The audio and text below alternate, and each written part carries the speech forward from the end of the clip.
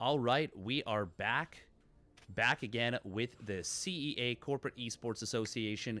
This time, though, we're switching gears to the collegiate side. And, well, hopefully this is going to be a fun little series. Beowulf, who do we have for our two teams today? Well, Steadfast, we have the University of Chicago, University of Calgary, OMG Bananas, versus the UC Irvine, because that's a great name there we got there. But anyway, we got two great teams. UC Irvine made a fairly deep run in the CEA 2020 fall-winter season. Unfortunately, they did get knocked out. I believe they actually got knocked out by the eventual champions, the UCSD, UC San Diego team, but they are absolutely a powerhouse. Not one to be taken lightly. And University of Chicago, similarly, they did very well. I believe they made it all the way to the finals, but of course they killed UCSD in the regular season to put themselves in the upper portion of the Swiss bracket. So they did very well. This is again a powerhouse matchup here that we got here for ourselves today. But also, Steadfast, we should probably talk about the fact that the University of Chicago has rebranded. Because they're now the University of Calgary. Yeah, no, apparently they were tired of just being called the University of Calgary all the time. So they were just like, we're leaning into it. We're leaning into it. We're the University of Calgary now. And you got to admire the commitment to a bit. And well, let's see how well it works for them. They do have a very, very strong roster. And you might remember them from last year. Why don't you talk about them a little bit?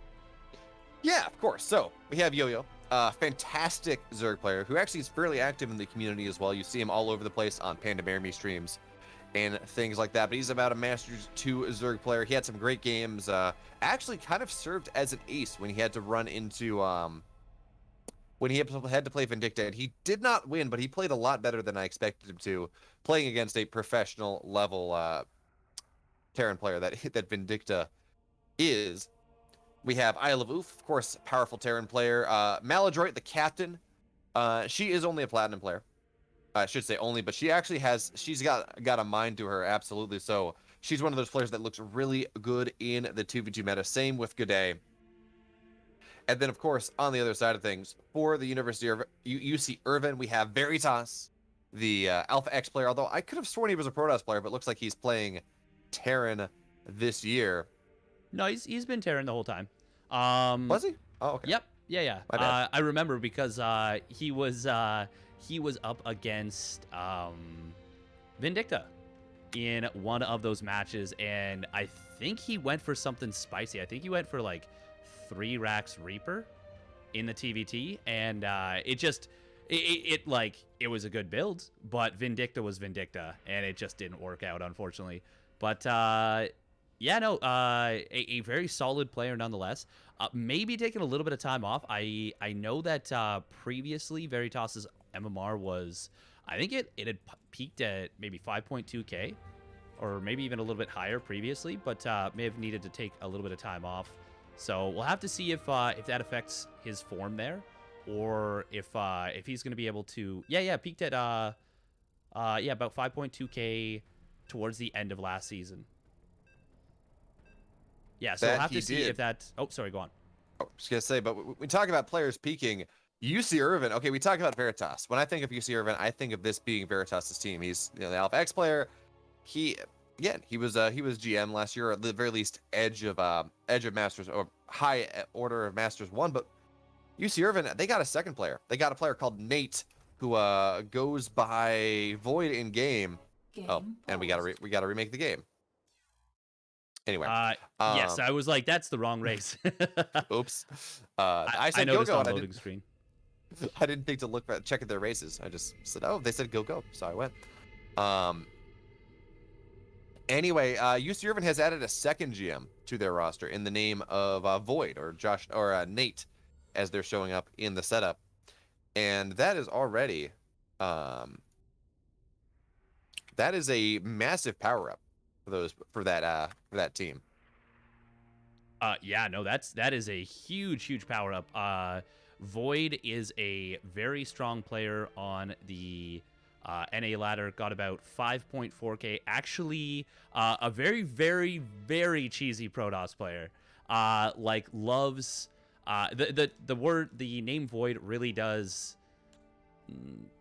make sense for the player, as he is a big fan of the Void Rays, particularly in PvZ.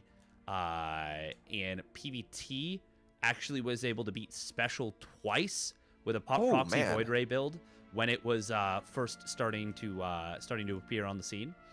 Yeah, has a lot of potential and is a huge, absolutely massive boost to the UC Irvine squad. That is, yeah, no, that sounds awesome. Now, you talk about, oh, well, he really likes Void Rays, especially in PvZ. No, Steadfast, the question I must ask to you is, who doesn't like Void Rays in that matchup at the moment? Because if you can find someone who doesn't, who just eschews that style, show them to me, because I don't believe that they exist. Yeah. As that style. Although, you know, I was lucky.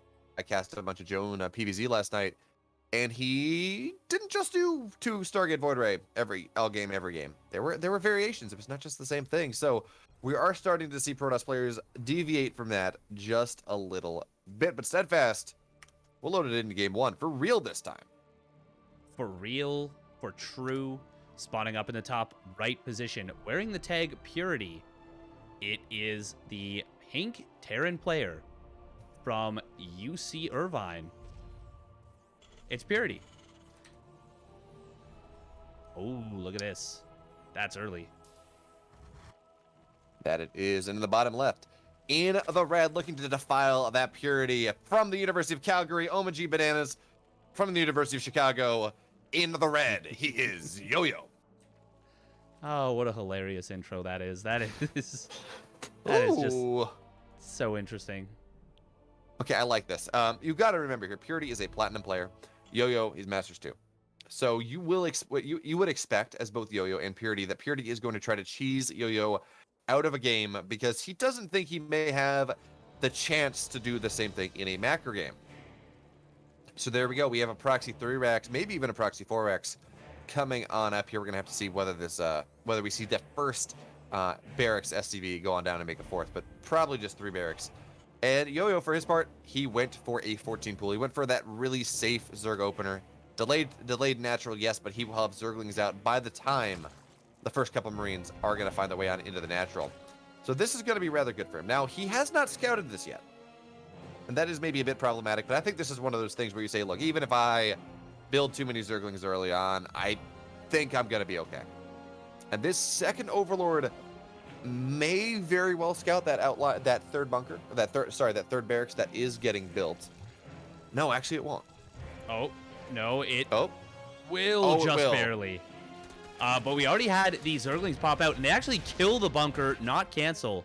Oh, that's a disaster for Purity right out of the gate here. And we have drones getting pulled. We have a spine crawler on the way.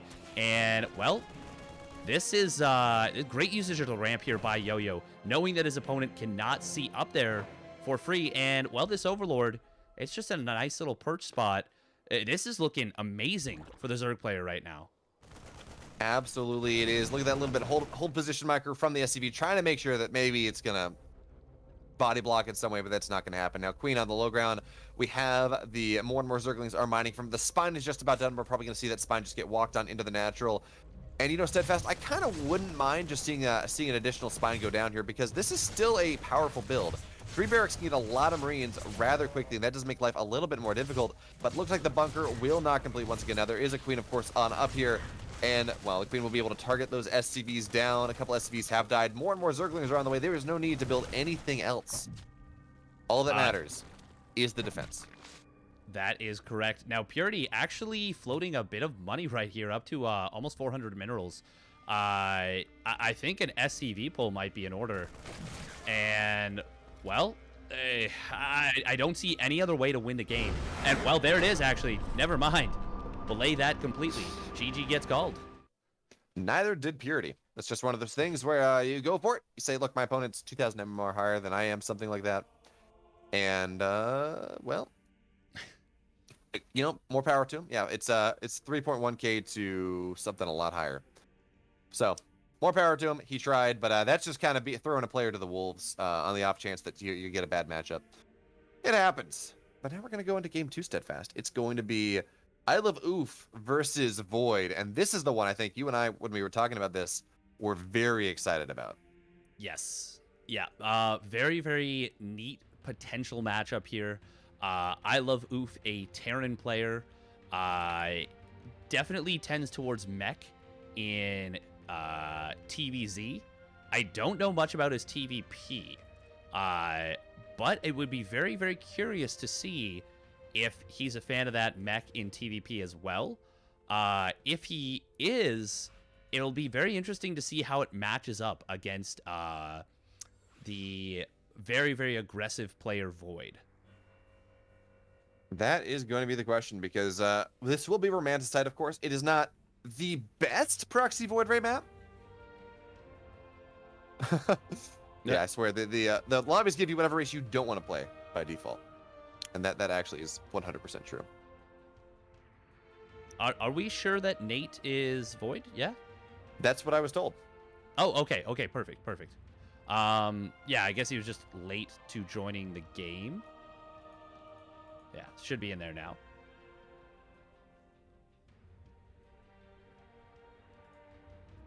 Okay, yeah.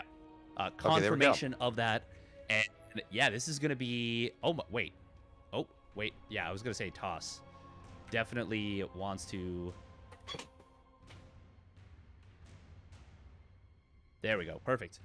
And we're not going to have another mishap again, like game number 1. It's no big deal, but if you can avoid it, yeah, it's always nice. Just makes life a little bit easier. Yeah. Yeah, exactly. We're already doing all this production, adminning, blah, blah, blah. It's nice when things go a little bit more smoothly. That it is, and yeah, Steadfast. Over under. I know you seem to have more experience with Void than I do.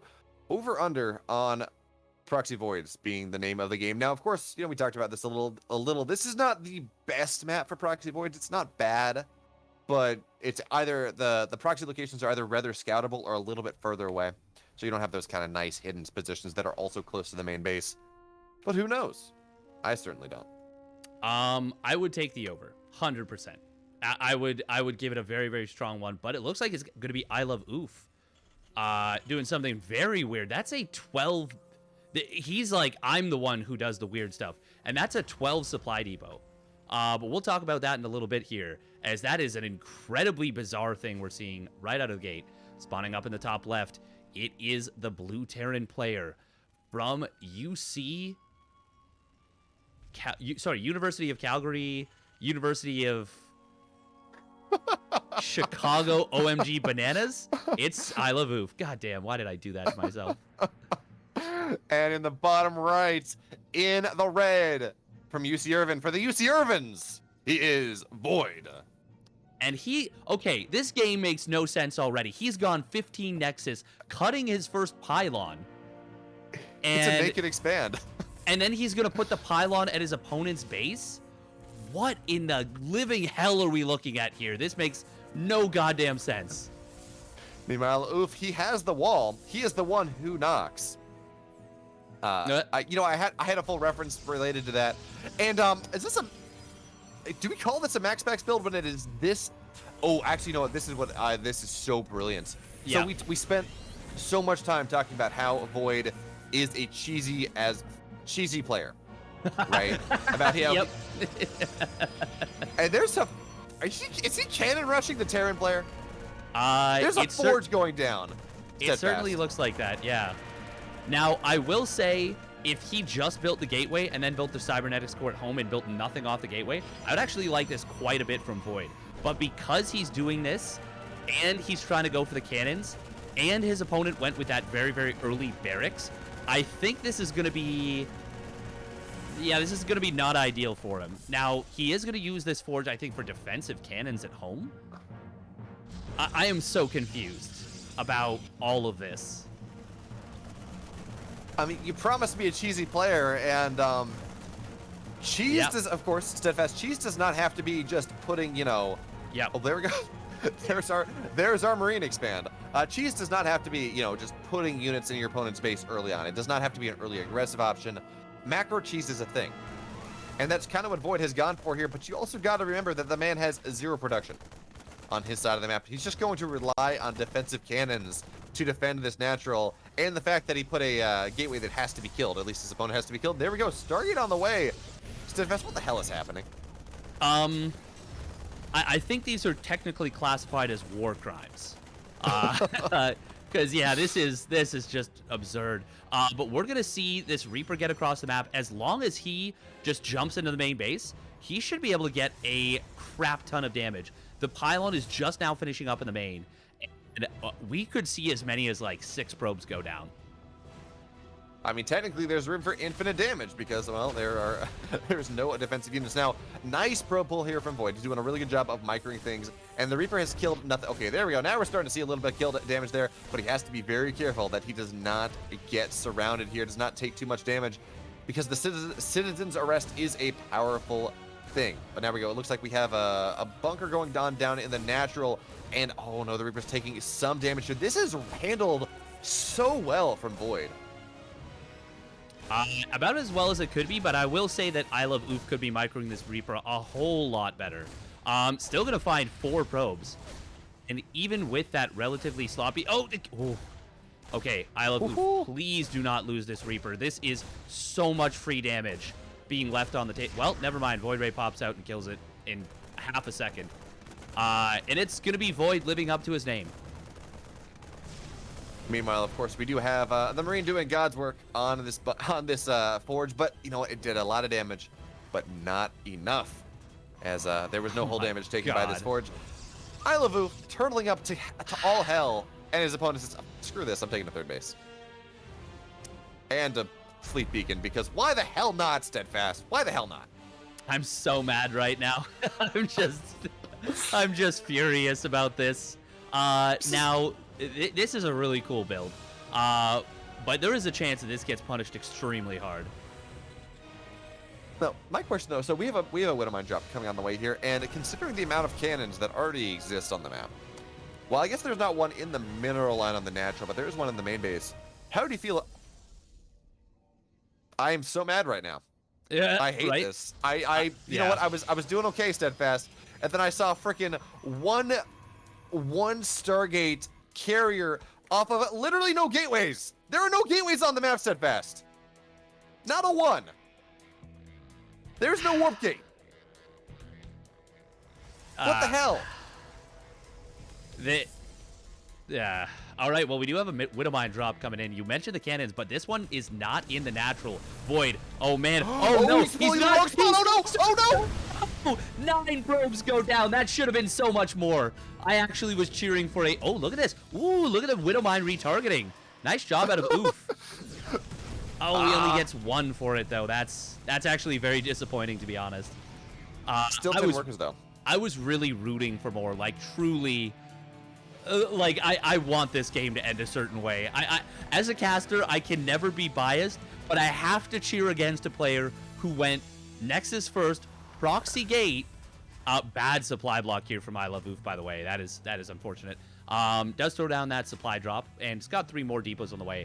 But I have to root against a player who's gone for 1 gate, proxy, or 1 Nexus first, proxy 1 gate, forge, into fast 3 Nexus, into single Stargate carrier off of no gates, as you mentioned. Well, it's now 2 Stargate carrier Steadfast, so there's a little bit more production on the field.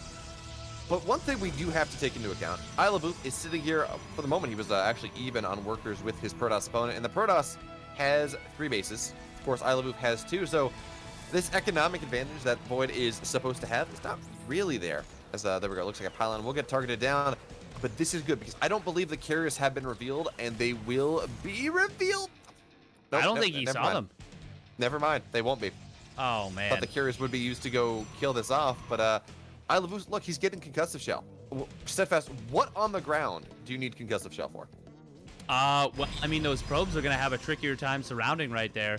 Keeping this Cyclone alive, by the way, is actually really nice. It's going to help potentially a lot against the Void Ray, and if he can manage to get a lock on the carriers, on and even one of them, that'd be really good. This is +1 attack, stim, and combat shields. Big stim coming in there. And I think this might actually just be a big overwhelm coming in here. Oh, what is... Okay, there we go. Target fire on that carrier. Stays alive. Shield battery overcharge does get targeted down. But this is a lot of Marines that have already gone down. And no carriers have died. Oh, my goodness. Carriers. Carriers, carriers. 7 kills, 8 kills, 9 kills. Okay, you know what? The one thing I do like here is we're seeing double Widowmine production. I would love to see Drilling Claws, but Widowmines are actually surprisingly good against carriers. Not necessarily because they kill the carriers. Thank you, Veritas. But Widowmines are actually surprisingly good against carriers because they kill the interceptors. So I would like to see more of that. But also, please give me a second starport. Please give me, despite Vikings fight against carriers really well, but the carriers, there are 4 carriers on the other side of the map. Yeah. The timing is here, Steadfast. There is nothing that fights against this. These are +1 carriers. There is no armor on these Marines. And this is what happens when you don't get the scout off. GG, I hate it. Void is going to tie things up 1-1. I need a drink after that one. That was... no, I need a shower, actually, after that one. I need a shower and a drink. God. I don't smoke, but I need to smoke. I need to, like... Oh, man. What even was that, Steadfast? Oh, that was gross is what that was. That was something else coming out of Void right there. And, I mean... Good on him for recognizing that carriers are pretty good. They are, in fact, rather good. As I have to... Yeah. And now... sorry. We're moving into 2v2. Steadfast. I was just going to say, but less this... shenanigans. Yep. Less shenanigans in 2v2 than that. I think we can actually be confident that in 2v2, in all the 2v2s we cast today, there will be less shenanigans than that. I am actually not convinced because you know we've seen enough 2v2s that we see all the shenanigans. Like 2v2, you just get to see the weirdest builds. It's great. I love it so much. Yes, I don't have much knowledge of 2v2 overall, generally speaking, but since I have started casting the CEA and gotten exposed to it, and specifically exposed to players who are preparing for 2v2s, I really, really enjoy it. It is a lot of fun to cast and watch some 2v2s. There's so much chaos, there's so much creativity, and you can really see some of the teams that put the dedication and effort into building chemistry. And you can see that translated to, you know, teams with like a Diamond and a Protoss player beating like double Masters teams, or like a Masters and a Gold beating a double Masters team, because they just have a really, really fine-tuned strategy. And sometimes it's as simple as like one player feeds money to the other, or one player macros while the other cheeses and like keeps their opponents back. But it's just it's made this really, really cool set of options, and I really love it. It really has. And you know, we talk about things. We've seen builds as disparate as 2 Protoss players working together to both go nearly gasless 8-gate chargelet and just rolling over opponents with 16 chargelet warpins at a time at 6 minutes into the game. But on the flip side, we see, you know, one player actually not spending any of their money and just feeding mutas, so we get 4-minute muta timings. It's all over the place. It's all just about abusing race synergies, and you just get some really, really cool stuff.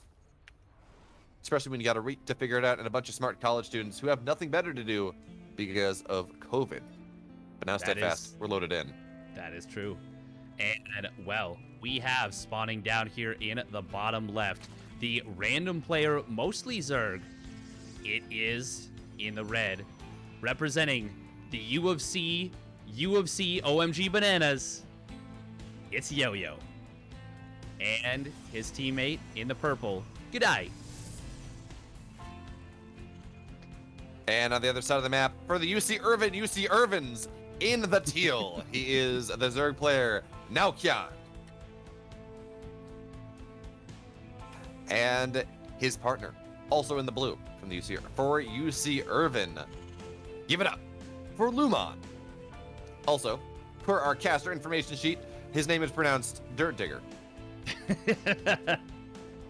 I don't know how Lumon is pronounced Dirt Digger. Mm-hmm. Yeah, but you neither know do what? I. But you know, it do be like that. It's 2020 or 2021. Excuse me. We're done with 2020. Thank goodness. Yeah. Not that it really seemed to change things all that much. Oof. I love oof. Is this forced cross spawns? I do not know. Because I think both teams have spawned or have scouted cross map. Like with everything. Like Overlords are going cross map. Both scouts are going cross map. This is... Yeah, this must be forced cross spawns, which is very, very intriguing if that's the case. Now, it may very well be the case. Now, Steadfast, we'll figure it out. We'll figure this out because next map is also Burning Bridges because no players used a map swap on. No teams used a map swap because apparently the CEA admins this week decided to be mean in both the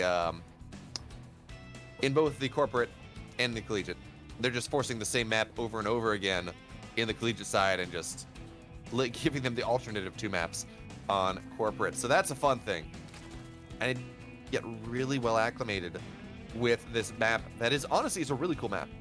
You were scanning over some of the graphics earlier. We have the Burning Bridge. It's a nice big map.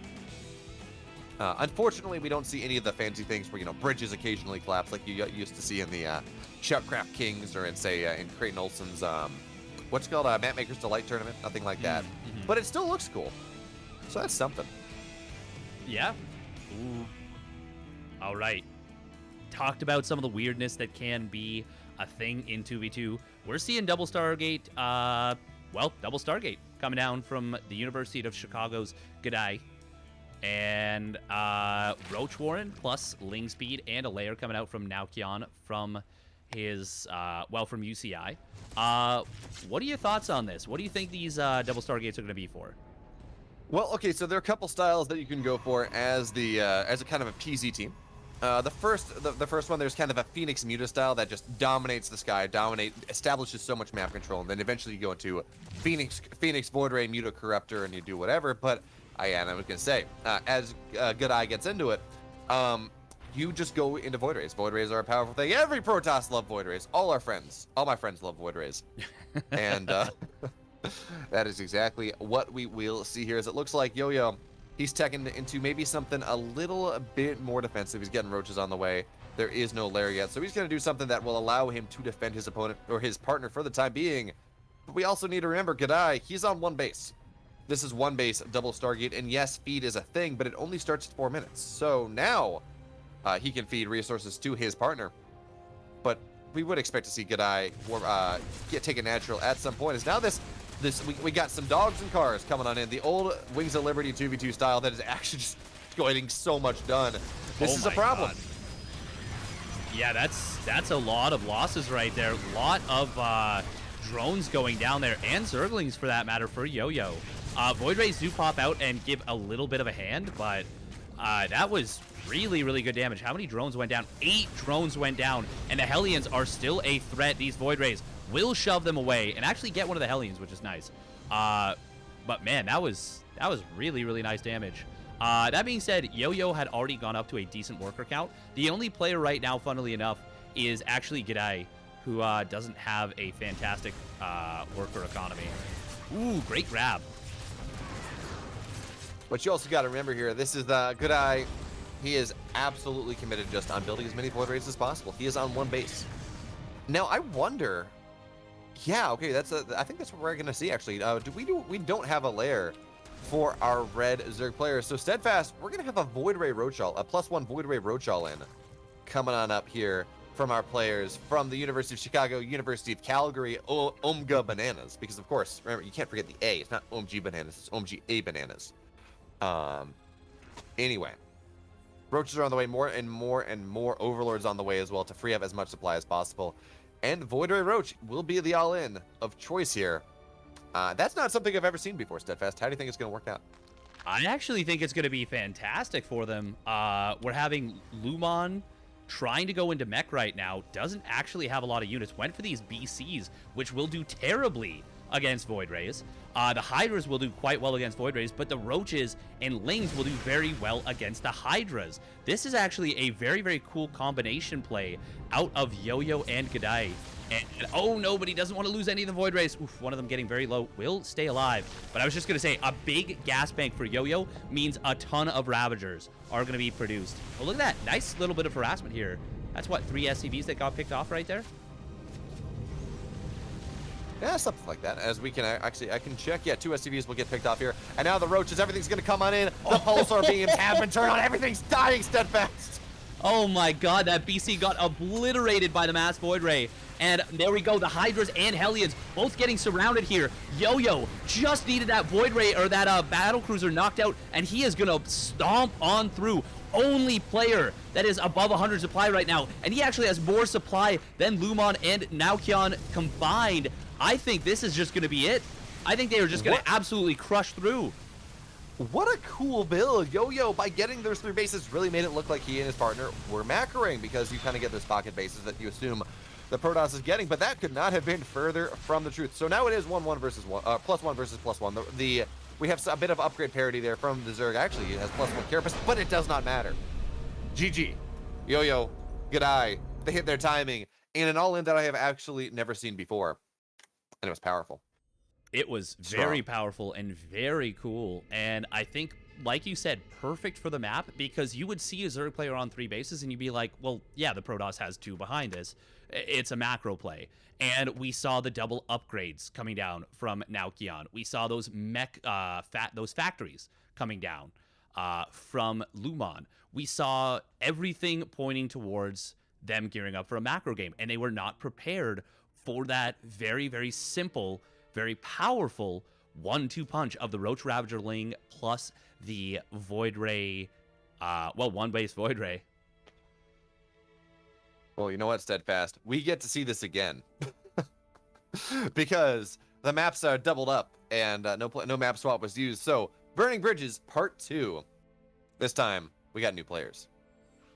That we do. And, well, this has already been a pretty quick series, to be honest. None of the games have gone past, what, like the 10-minute mark yet?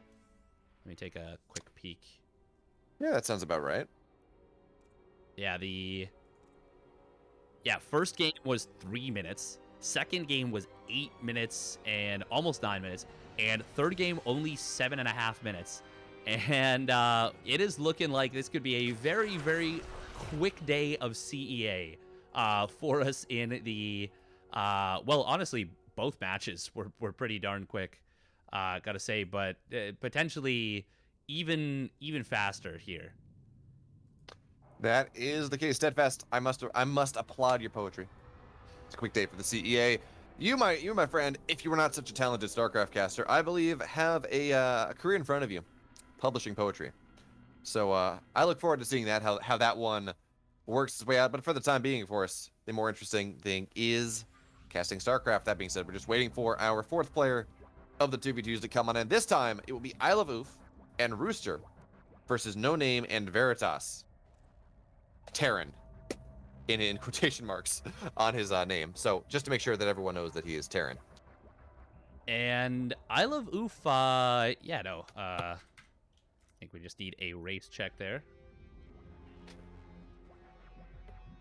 Yeah, we've got Isle of Oof. It's going to be Terran Protoss versus Terran here.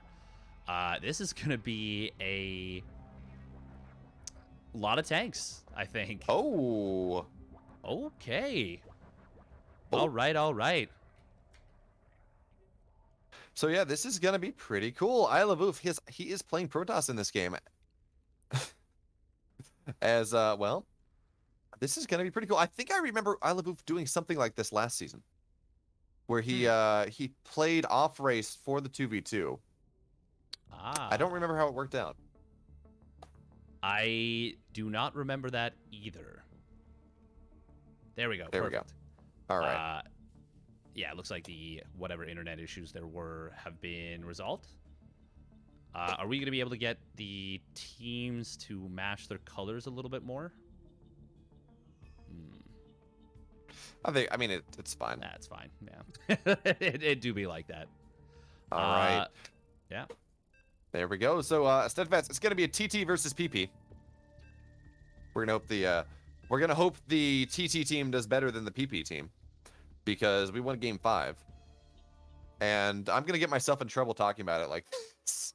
Yep. Definitely a yes. distinct possibility, yeah. Hi, yes. I am literally 5, and I'm casting StarCraft. Wow, I'm so precocious. I'm 5 years old, and I'm here sitting here on a broadcast casting StarCraft. How incredible! What a wonderful opportunity that is. They let such young children cast StarCraft. I should probably stop with this. Yeah, let's put a rest here. Perfect time to introduce our players, spawning down in the bottom left position of Burning Bridges. It is the blue Terran player representing UC Irvine. Give it up for No Name. I did the thing. And his partner, also in the bottom left, representing UC Irvine as well. It's Veritas. Fixed it this time. Oh, and then zoomed in. Perfect. Nailed it.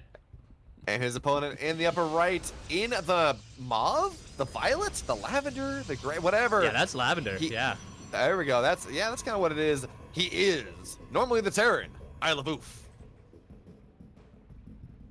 And his partner rounding out the team for the University of Calgary, University of Chicago, Omega Bananas.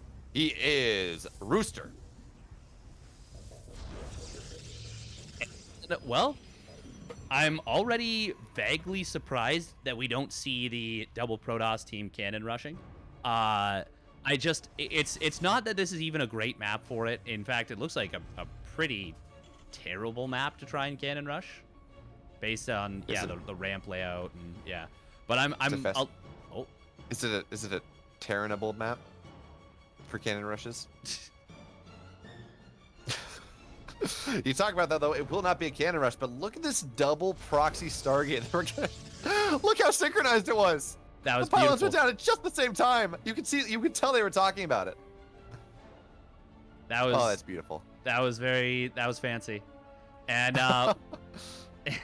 oh my god. Is this going to be for proxy Stargate? I mean, it has to be, right? Like where they are. Double Adept coming down from both players. Ooh, Chrono Boost out of Isle of Oof. Nothing from Rooster. Massive change right there. It could theoretically be for proxy Robos and get War Prisms and Immortals into the main base really fast. Look at that. There we go. So there we go. Stargate number 1. Stargate number 2. As they're actually not synchronized as much anymore. For shame, Steadfast. They worked so hard on it. They worked so hard on synchronizing their builds, but it did not work at the end of the day. There's a 2-second difference on the Stargate build. Steadfast, the game's over. Pretty much. Yeah, no point in even commentating it at this point. It's all ogre. Yeah, we're gonna just go into game 5, just like this. We are seeing a bunker coming up at the front from Veritas. Both Veritas and No Name did go for expansion builds, but Veritas went for a bit quicker double gas. Wait, did he? No, he didn't. No, but he got a later expand.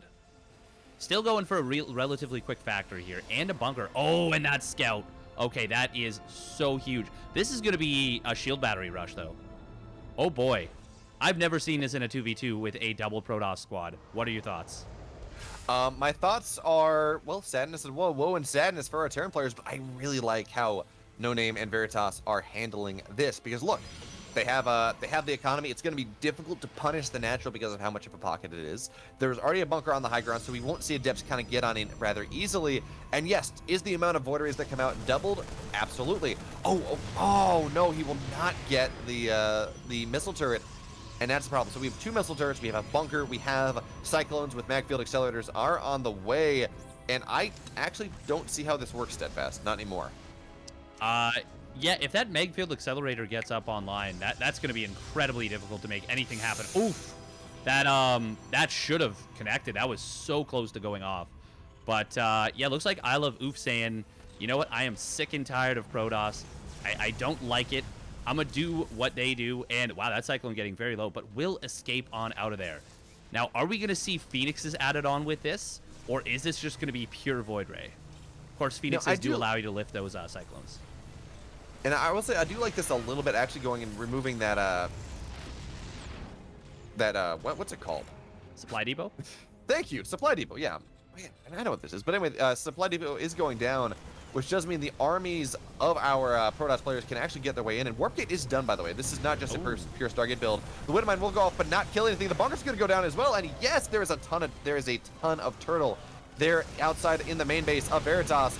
But actually, yeah, there's a ton of turtle here too. Tank's going to siege on up. It is just a choke and a half here. Everything's going down. Steadfast, I don't know how this is going to keep working. Yeah, that was a pretty expensive set of losses. And there we go, Magfield Accelerator melting one of those Void Rays. Oh no. Oh no. Who is it? I hope it's not It's me. not me. Ah, it is our resident scum. No, I'm just kidding. Coming in here trying to ruin every match. He's like, I make voids, you don't make voids.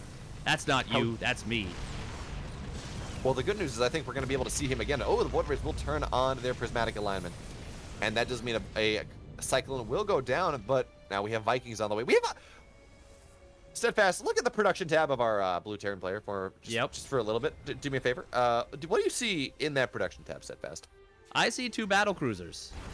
And that is, honestly, under normal circumstances, just going battle cruisers into Void Rays, we saw how bad it was in the previous game. But if he can just blink across the map into both main Nexi, either that forces a recall, which, I mean, might be worthwhile, but then you lose all of this static defense, or you lose your entire probe line and all your economy. Those are your options. There's kind of one thing we need to talk about here. It looks like, because of the command center is so close to the main, Veritas' natural, so close to his main base, his natural command center is, that 4 of his SCVs have opted to mine and return minerals to that command center instead of the actually efficient command center, which is actually cutting into his economy a good bit. Notice, yeah, it's 4 out of 4, which is, I don't know if that's a display bug or that is actually what's happening, but if that's what's actually happening, that's a bit of a problem. It looks like he did fix it, but yeah, he was doing that, yeah. That is that is some weirdness right there. I mean, 2v2, man. It's what happens. But now we have more and more stuff. I mean, No Name and Veritas. Yeah, they're a little bit behind in supply, but I don't know. I do not see a world where Isle of Oof and Rooster will really be able to break this. I mean, they're trying, absolutely. And it looks like, okay, Isle of Oof and Rooster behind this, they are expanding. They're getting a bit further on. Isle of Oof's natural just about done. Okay, there we go. We got some Yamato cams going down, but oh, there we go. Man, I'm surprised they took that long to survive. No, oh, he's gonna be able to get him. He called like 6 feet away. That was so brutal. And all of a sudden, all the Cyclones go down. One of the BCs go down. That was actually really, really dangerous. This is actually breakable now. I mean, yeah, there's a lot of static defense, but if the tank goes down, you just move and adapt. It eats the one Widowmine shot. And there's 1 tank, 1 Cyclone, 5 Marines on the ground for our red Terran player, and it's just 2 battlecruisers. Battlecruisers do not fight Void Rays. And look how fast these Cyclones die. This is actually, as much as we've been talking about how good this looks, but I'm kind of happy with this. Look at the bottom right side of the map. Look at where the and I guess the bottom right center. I don't exactly know where that command center is going, but that was Veritas' natural expansion that has been moving on over there.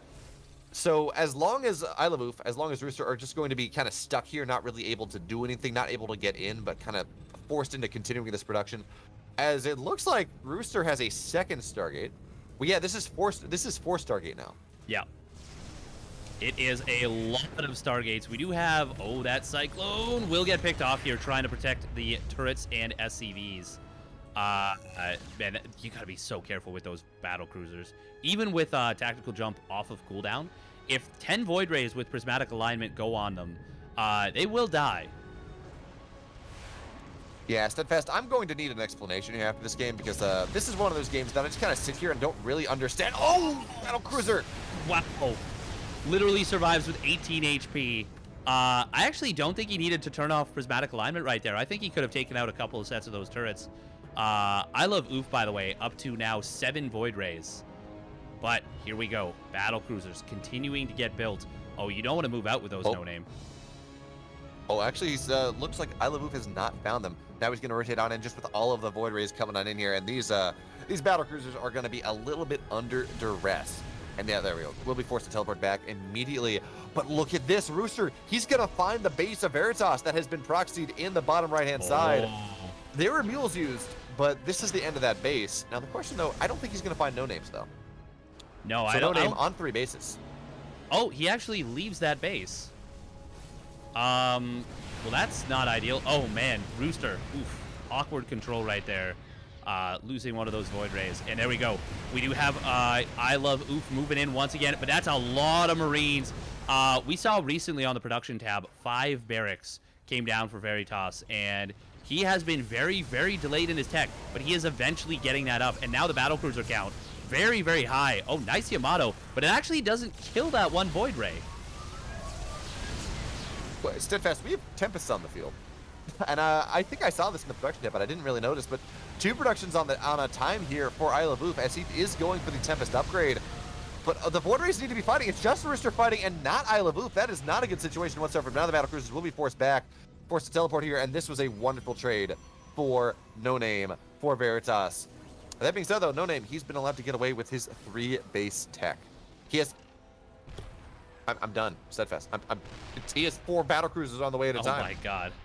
And he's getting double upgrades for them, which is actually going to be incredibly powerful, both for the attack of the upgrades, which attack so fast, and the Void Ray armor against the Void Rays, which attack so fast as well. That is the, oh my god, that's Tectonic Stabilizers. That is the upgrade for Tempest that is done here for I Love Oof.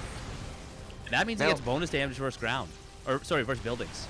Yeah, I was going to say, it doesn't really matter all that much when we're talking about taking the fight here, but it will be able to slowly chip away at the inordinate amount of static defense that No Name and Veritas have committed to here. And there we go. Flux Vanes are on the way. We have a fleet beacon on the way for Rooster as well. So I need an explanation for this. Again, I need an explanation for this game. But now we have a bunch of Yamatos going down, killing off everything, and then just the teleport back. I think we're kind of hitting that inflection point where there are just too many battle cruisers, and they'll just be able to trade it too favorably with all the Yamatos they have. And yes, Isle of Oof and Rooster have a lot of Void Rays. But when you can kill 5 Void Rays for free every time and just kind of go teleport back, you're not really taking good trades. No, not so much. Not so much. Who would have thought that the game with double proxy Stargate would be the one that was the longest in this? Oh wow. Again, man, these Void Rays are just barely not getting the kills on these battle cruisers. And like you said, that is, I think it's hit that point where the point of no return, the point where you just can't make up for it, that inflection point, as you said. But Tempest, if they kite very well, can trade extraordinarily well against battle cruisers. Yeah, and you got to remember, of course, battle cruisers are massive units. Tempest do bonus damage versus massive, but to hell with that. Battle cruisers getting on top of things. The Tempest are trying to kite and split as they can, but it does not look like it matters here. The Yamato cannons killing off Tempest as they run, and the Marines on the ground with stim and no upgrades. The last Tempest is going to go down to Steadfast. I think we're going on into Game 5. Yeah, I think it's only a matter of time at this point. If it weren't for, 10 battle cruisers, this would be a pretty even game right now. But look at what Rooster has. He literally just finished a Tempest. His army supply was 0 up until that moment. That is, that's a bad time. And, well, yeah, like you said, I think we're going to game number 5, and I for one am pretty excited about that. Yeah, we do. It looks like Veritas, or it looks like, sorry, Isle of Oof or Rooster was able to find that 3rd base, but it's too little, too late. Isle of Oof or No Name has been able to benefit from having four battle cruisers at a time. The money for that, and there we have it. GG Steadfast. It's ace time. Yes, it is, and well, I think we can be pretty sure. Well, actually, I don't even know. I would expect we know who UC Irvine's ace is. Who do you think we'll see out of University of Chicago, though? My guess would be Yo-Yo. I think he is the highest MMR player on that team, at least that is playing today. Maybe it's Isle of Oof. No, Yo-Yo is listed as GM. So I guess he's. I feel like he's a European player, but anyway. It's either going to be Isle of Oof or Yo-Yo. I think we're probably going to see Yo-Yo, as Yo-Yo has been used in these high leverage ace situations in the past. Now, he did not beat Vindicta, but he made the game close, and that is already something to be very proud of. So, we're going to have to see exactly what happens there. But, of course, so Oh, go ahead. Oh, sorry. I just want to note this quickly. So it was a GG was called. It just went to Allies chat. If you don't hit that shift before typing in 2v2, it just goes to Allies chat. Okay. So I have been PM'd the aces. I have been PM'd the ace, and I just need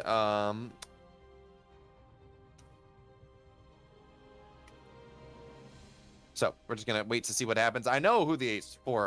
Well, actually, yeah, we're doing this from replay. We don't have to worry about spoiling things. Void, of course, will be the ace for.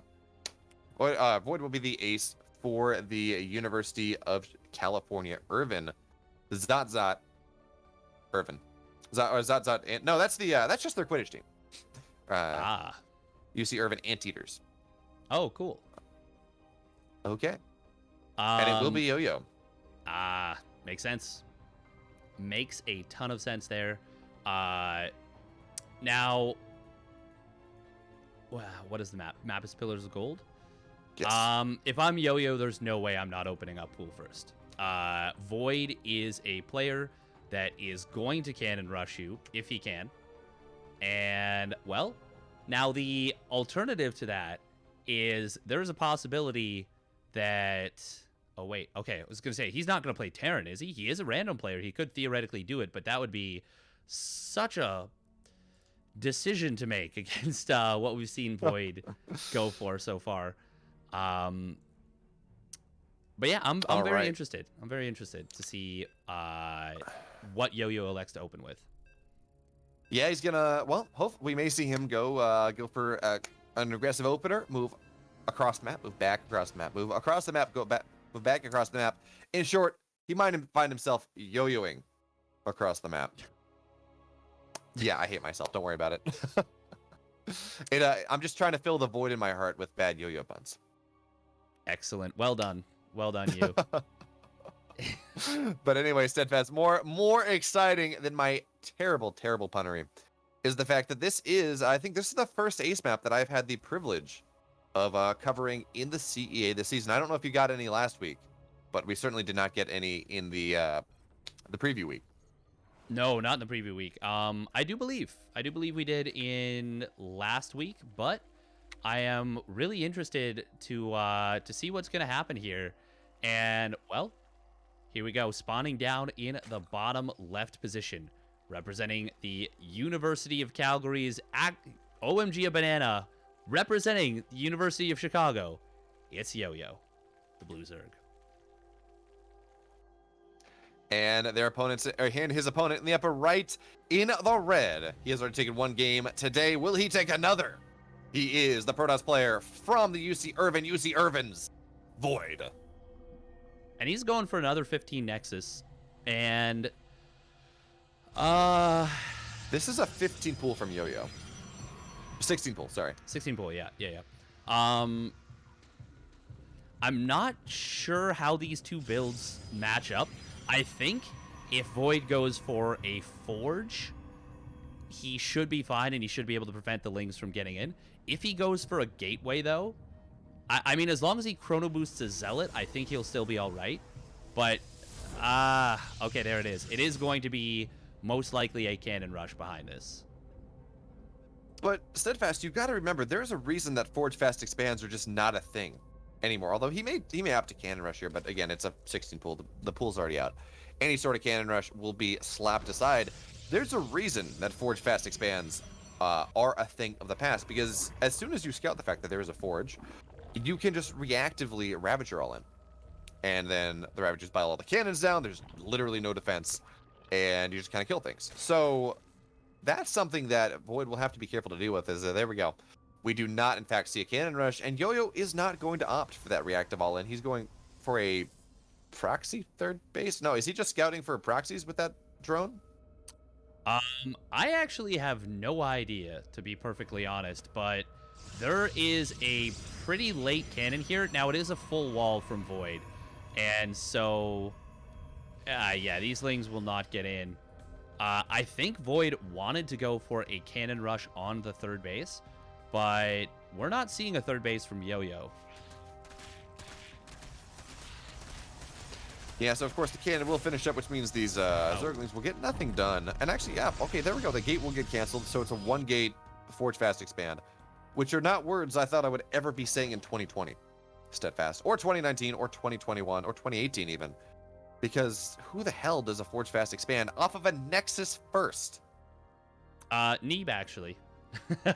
he Does he? did a Nexus first, but he did it differently. He did it in a way that I think is much, much better than what Void has gone for here. He went for the 17 Nexus into a... And so he went for a Probe Scout. Oh, God, this is going to work, isn't it? Yep. I hate it. Oh, maybe. No, the Zergling's not moving on the right it's path. not coming back. Yeah. Oh, but this one? Oh, thank goodness. Okay. He is going to find this, and we'll be able to prevent this from... Oh, man. Yo, you got to get all your lings back there right now. Right now. One ling is not enough to deal with this. Oh, no, the probe's just going to kill this ling. The probe's going to kill the ling. Oh, okay, now we have the queens walking and more and more Zerglings. But this is 2 cannons and an additional pylon, excuse me, Steadfast. So this is a... What am I even looking at? What am I... This is unacceptable. This should not work. And actually, I think with the queens here, it may not. The 1 cannon will go down. DPS on the second cannon. Queens attack the cannon! Oh my god. That was so much damage that just soaked up. Oh, and actually, the queens cannot fight this. They may be able... Well, no, they'll be able to. Get it They've got but... a transfuse. Yeah, okay, they're fine. But there's an adept out now. And, well, honestly, Void should have been targeting down drones with that. But he's got an... Where's the adept? Oh, it's in the natural mineral line. Oh, my God. It's getting so many drones. Ooh, nice save right there from Void. And, oh, wow. Look at that surround, actually. But it just, unfortunately, won't matter, as we're still going to have 5 drones get picked off here. This is fundamentally gross. Steadfast, I know you and I are casters, and therefore we're not supposed to be biased here, but you and I also... play Zerg, and I think we've all had this done to us in some way, shape, or form over the course of our careers. And as a Zerg player, I feel fundamentally dirty deep into my soul from watching this happen. As we have third base on the way. Okay, fine. It's 5 minutes. That makes sense because, of course, Void did do aggressive things. He had to get damage done with it. He did. But +1 air is on the way. We have a fleet beacon on the way here. There's no warp gate again. He just says, screw it, I don't need ground units in this entire series. Well, he built on I'm so angry right now. Oh, Yo-Yo. Oh, he loses such a high energy queen right there. Huge mistake having that on the front. What? I would like to. I'd like to call a technical pause, please. This is against the Geneva Convention. This is literally what Void is doing here. He's saying, "What can I do to cause the caster's brains to explode?" Because that's not enough lings to kill this Nexus. No, not at how far along it is. And the Void Rays are just going to sit here, and it's a shield battery rush with the cannon to be defensive. Now, a couple more Zerglings are going to actually. Yeah, that's enough now. Yeah. Okay, nice job. Oh man, did he lose the Void Ray? Oh, he did. Huge mistake from Void. Oh, is this actually gonna go down? It's sub 100 HP. Is it gonna go down, Steadfast? It is. He gets it. Oh, the math. The freaking math. 5 HP on 1 Zergling. And look at that. It escapes with its 1 Nexus kill. Oh my goodness. That is the freaking MVP Zergling. And you know what? Actually, this puts Yo-Yo in a rather good spot. Yeah, he took some damage earlier on. Yeah, he's down 6 workers, which is not optimal. But I think we're gonna see just a massive Hydraling Queen Hall in off of 55, 60 workers. Maybe going up to 66, maybe going up to the full 6 gas. But how many queens do we have on the map? 8 queens on the map. More on the way. Hydra range is done, or it's on the way, excuse me. And this is actually going to be an incredibly powerful attack. Now, it is only 1 carrier, literally 1 carrier, 1 Void Ray are all that exist offensively on the map here for our red Protoss player. So if he's able to make this work, I'm going to be very offended. That being said, the Void Ray is actually here and will get 1 drone first trouble. So that's going to be something, but it will now be forced out. I'm surprised we don't see the defensive line of support that you see right around the gas, as Zerg players have been learning to deal with this mass Void Ray style. But I don't know whether Yo-Yo has picked up on exactly what this is. Not yet. Well, now he's going to see it now. He's going to see it now, and he's going to look at this, and he's going to say, crap. And he's going to realize that he needs to go either right now or not at all. Those are your options. You cannot sit on your laurels as the Zerg player right now, mostly because of this +2 air attacks that Void is heavily chrono boosting. If Yo-Yo can actually push up into the natural and take out that cybernetics core, he can win a game that goes a little bit longer. But if he doesn't get any Carapace upgrades on his Hydras, his opponent gets up into +2. Oh, wow, Void, not even paying attention right here. Will lose the Void Ray. Nice job from Yo-Yo. But if he can get up to, oh my god, 4th Nexus? Why not? Because, of course, this has not been scattered by Yo-Yo yet. One thing I will say that I kind of like what Yo-Yo is doing here, this is the most atypical 4th base positioning that I have ever seen. This is not where you get a 4th. We're gonna get a queen tack. We're gonna get a 8-minute German taxi, I guess. I'm actually not that big of a fan. There's enough sky on the sky that exists here, and the creep is already close enough. Steadfast. I don't think he really needs to take the time to morph in those overlords and put a bunch of queens inside of them. But by waiting for that, are those Hydras in that? Nope, they are, I think it's all queens. Oh, no, it's queens. It is queens. For some reason, I was thinking it was 2 queens to a overlord, not 4. But anyway, the push is coming on in now. And, you know, Steadfast, there's not a lot of static defense here. That being said, though, it is, of course, it is +2 air. And Hydras, tell me, Steadfast, how good are Hydras against +2 carriers? They're awful. They're truly, truly awful. And, well, Yo-Yo does have a significant army supply lead and army value lead. He should, on paper, win this game right now. But we're going to see that may not just happen. That may just not happen, I should say. Queens need to unload. Oh, queens need to unload. Okay, there we go. And, well, this will be a lot of dead probes right here. That is a huge army. Please drop creep and get some creep tumors. There we go. Now it's coming on in. The Earth is now going to get salted. And, well, that extra queen does need to get dropped. I guess it's one of those things where there's just actually no room. But now, there we go. We see creep getting dropped on in here. The natural will go down, and that natural will not get retaken. But look at this. He's going up the ramp, and he's all clogged, which means these carriers are just going to shred everything. Oh, no, Steadfast. Look at everything dying. It is dying extraordinarily fast. Nice target fire from Void on top of the Hydras. Now, is this going to be enough? The interceptor count is getting obliterated. And that's actually all the interceptors dead. Is Yo-Yo going to be able to still do this here? He did unfortunately kill his own creep tumor, which means moving up this ramp is so much more difficult now. But 9 interceptors at a time, it is going to be really tough to call. Oh, that's a great denial on that carrier coming out. So I do like this, and he's actually supply blocked Void as well between killing the Nexus and killing a couple additional pylons. Of course, interceptors, they don't cost supply. They're part and parcel with the Void, with the carrier, so that is something you got to deal with. Now, the Hydras, of course, the Hydras, they have range. They don't have speed. So it's going to be difficult to get on top of these carriers, but we're going to see the carriers maybe get targeted down. There are so many interceptors, Steadfast, 40 interceptors, 12 Hydras. This is not a fight that Yo-Yo can take. The question, though, is did he do enough damage? I think the answer might be yes. He killed out that cybernetics core, no +3 air. Obviously, he didn't get any of the carriers, which is a big problem. But as you mentioned, he supply blocked Void for a very long time. He went up to 90 drones during all this. He's taking a 5th base, a 6th base. He's getting his gases. He's getting double Spire. If he can get up into a crap ton of Corruptors, he has a chance. But will Void give him that time? I don't know if the answer is yes. Yeah, what we need to see right now is just spores up the wazoo. He has the money for it. He has the drones for it. We just need massive spore force that will make it impossible for these +2 carriers to find their way in, because right now we have more and more Hydras on the way. Sure, only 15 on the map. We are going up to 25, and there are a bunch of queens. But there we go. Spores are coming down, but it's just a little bit too little, too late with mass transfuses, but this does not have as much energy as the previous one did. So the interceptors, they're just fighting hard. 60 interceptors still on the map. They're just not going down Steadfast. Yeah, not quickly enough, I don't think. Now, Yo-Yo, oh man, if he loses this game, this is actually going to be so sad. 18 more Hydras are on the way, but his queen count, his Hydra count has gotten knocked down to 0, and he has no gas to build Corruptors right now.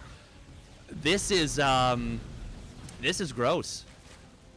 You know what I would have loved to see as a follow-up to this? When he realized he was not going to kill his opponent, or even if he did, you just get a couple you just get a couple infestors, you get those microbial shrouds, and then this army doesn't do anything. It's an additional plus 2-ish armor, but there we have a GG. Void with the 10 carriers. He's gonna take the game. He's gonna take the week for the UC Irvine. Wow. That was the thing. I'm offended for all the Zerg players out there. Yeah, that was everything that people complain about Protoss. that was it. That was all of it in both of Void's games right there. The only thing we missed, actually no, he did technically go proxy Void Ray. Technically, or well, Void Ray cannon and shield battery rush. He just didn't do anything with it. Like he lost the Void Ray, but there was a cannon and a shield battery. Yeah, that was something else. Congratulations to UC Irvine. I think they'll have to spend the rest of their weekend, unfortunately, in probably a deep clean right now after that utter filth. And yeah, that sounds like the case. But on the flip side, you know, when you own an orange farm, as Veritas supposedly does, you get really good at cleaning yourself off because, you know, when you farm, you play in the dirt. So nothing new there for UC Irvine. One player digs in the dirt. One player is a peanut farmer. One player is an orange farmer. I have no idea what the general jokes are going on with that, but that's what you go. That's what you get. So they're used to cleaning themselves off steadfast. Yeah, and well, it's gonna take some time. For now, I'm gonna see if we can get some interviews with, at the very least, with Veritas. Yeah. And we will say adios for a moment to Beowulf. We'll bring you back for the outro, but yeah, we'll see you in a little bit. Sounds good.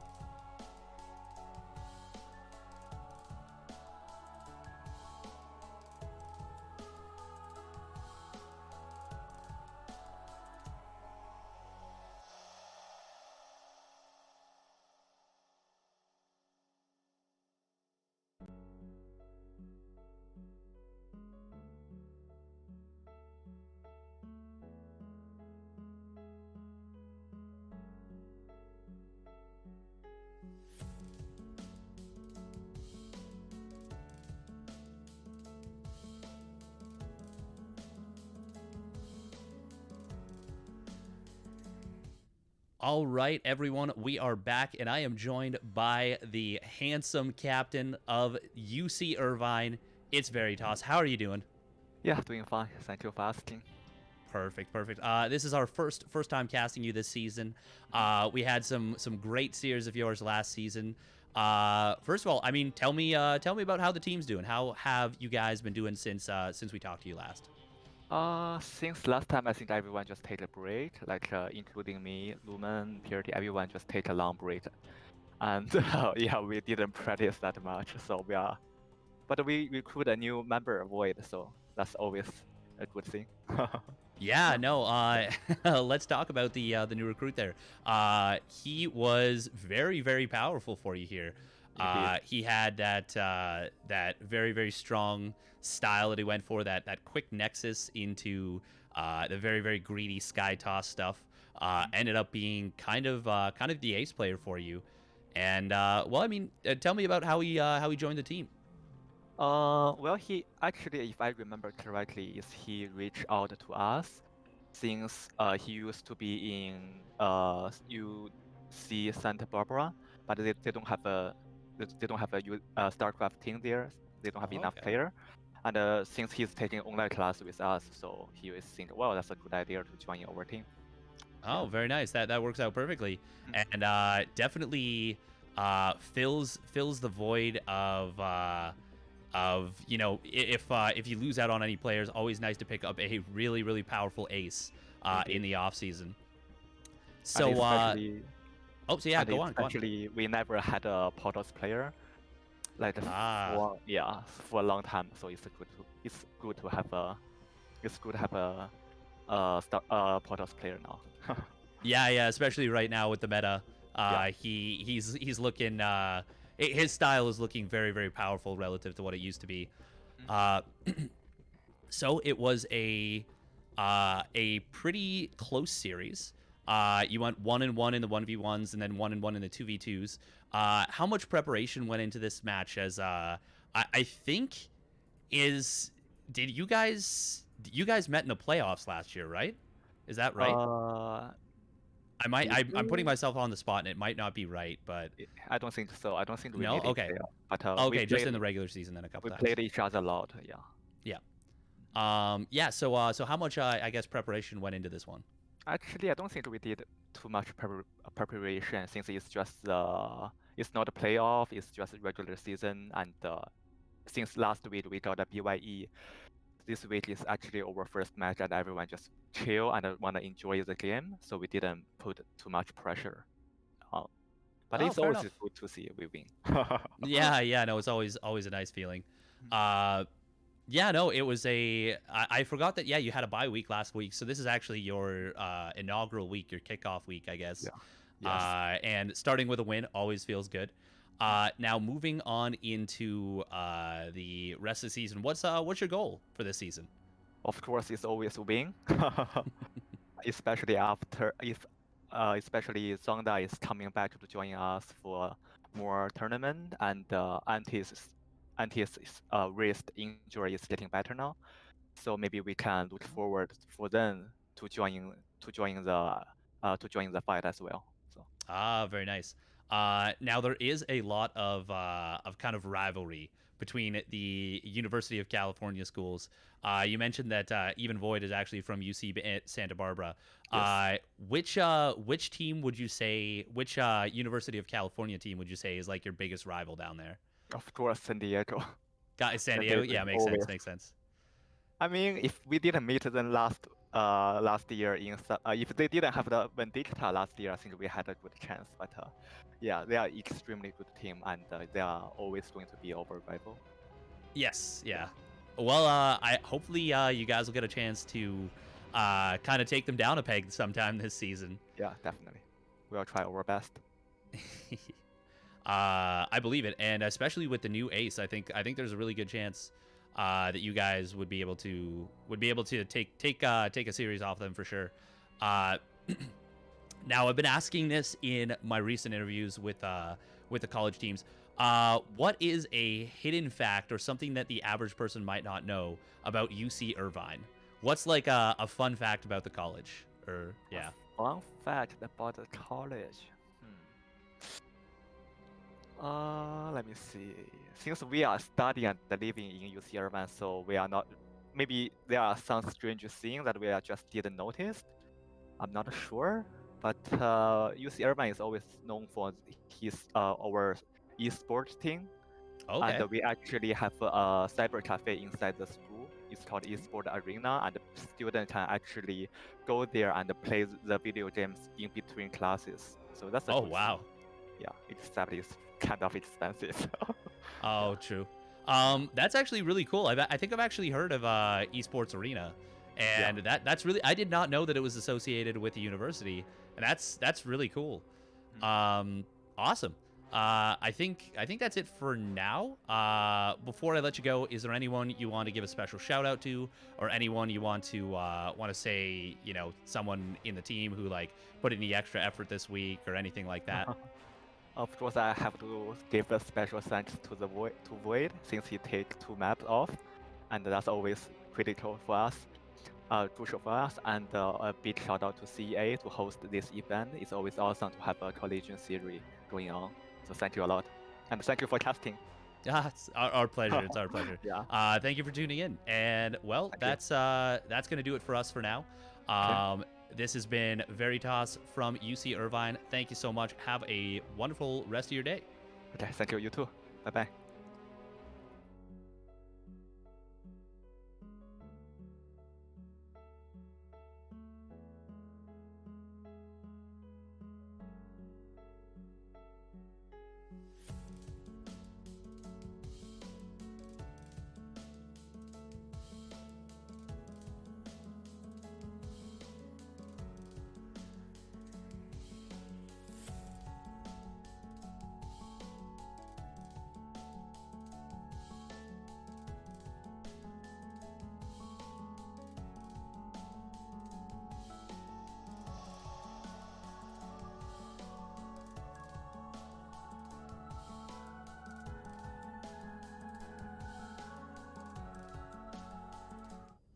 All right, and that was UC Irvine's Veritas there, winning captain. And I'm back with Beowulf, and we're just going to say our goodbyes, say a big thank you to everyone. Beowulf, tell us where the good people can find you. Well, that's an interesting question, Steadfast. First and foremost, follow me on Twitch, twitch.tv/Beowulf. But more importantly, follow me on Twitter, twitter.com@Beowulf_SC2, because I'm all over the place. Notably, I'll be doing the BJ Destruction Team League on Africa TV/AlphaX SC2 Wednesday through the following Monday next week at 5 a.m. Eastern, because apparently I hate myself. I've been doing a lot of stuff on the AlphaX channel, different AlphaX channels. But yeah, just follow me on Twitter. That's exactly where you can find me. And of course, shout out to the team that Steadfast and I play for. Shout out to Exxon. Their players have been killing it recently. Nina has been incredible. But anyway, how about you, Steadfast? Where can they find you? Yeah, well, you can follow me on my Twitch channel, twitch.tv/steadfastsc. Follow me on Twitter, twitter.com/steadfastsc2. Those are probably the best places. In addition, I want to say a big thank you to the CEA for bringing us both on once again. If you guys have enjoyed, obviously make sure to hit that follow button. Check them out. Check out VODs from previous ones. You can take a look at their YouTube. It's a fantastic initiative, obviously. Both collegiate teams and corporate teams being, you know, brought together and creating a sense of community, and it's a really important thing with, especially with everything that's going on right now. It's a big boon, and I know that it's meant a lot to a lot of people. So big thanks to them, and big thanks to the sponsors here. I believe Shopify, and yeah. Well, either way, big thank you. And I think that's going to do it for us for the evening. Make sure to stay safe out there. Have a wonderful evening. Any closing thoughts before we sign off there, Beowulf?